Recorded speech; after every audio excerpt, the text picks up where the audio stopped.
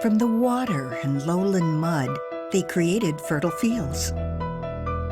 From the air, they created energy still used and continues to evolve.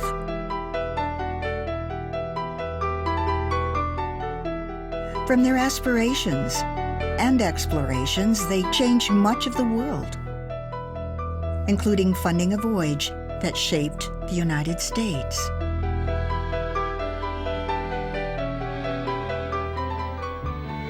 From the folk tales to the artistic golden age, they placed an indelible stamp, still shaping other cultures. Though many have claimed these waters, it's said while God created the lowlands, it was the Dutch that created the Netherlands.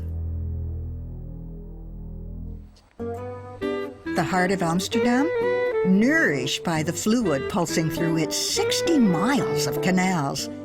They flow through the city to the sea, fanning out like a giant windshield wiper. Both young and old flock to this Venice of the North, and it accommodates a huge diversity of interests and tastes, and does an amazing job making you feel instantly welcome.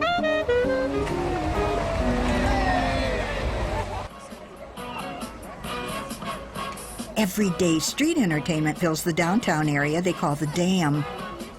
Well, this casual carnival brings instant interaction between locals and visitors, while they're deciding what to see first. Some make their way over to the side of the square to this royal palace. Designed as a city hall in the mid-1600s, but when Napoleon's younger brother Louis reigned here, he changed it into a palace. And since 1816, with its painted ceilings and white marble sculptures, it's the official palace for state ceremonies. Oh, throughout downtown, music of all sorts entertains diners. It just wafts along the streets, past countless bike parking areas, because cars are definitely not the preferred mode of transportation. With parking very difficult to find, it doesn't take long to realize it's just faster to use your 2 feet or 2 or 3 wheelers. So you can stop to see works of art,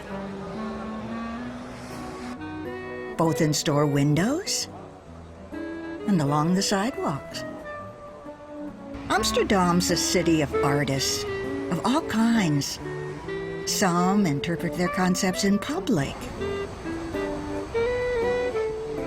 and others in the privacy of their studios. Like Carola Roberts. Carola's a model, but for the last few years has immersed herself in creating unique glass creations and building a good reputation for her imaginative glass masks. And this one, interesting piece for me. I don't know if you see, but for me it's kind of an elf, a water elf. It's a face. The stimulation of creating in glass has given her a growing drive to experiment with new techniques, some things she hopes the public will appreciate. Yeah, the glass is still white, still milky glass, which I don't know. If you put it together, you want it all to have the same cooling down.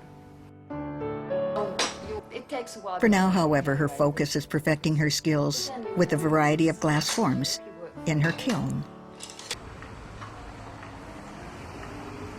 Much of the great Dutch art of centuries are housed downtown at the country's treasure trove, the Rijksmuseum. This enormous Gothic building, built in 1876, is due for a major renovation in 2012 and 2013. Holds over 7 million art pieces. With the tallest church tower in the city is another treasure, Westerkerk, one of the oldest churches especially built for Protestant services. Plays an important part in the cultural life of the city. Many concerts and interesting art. Notice the spoons.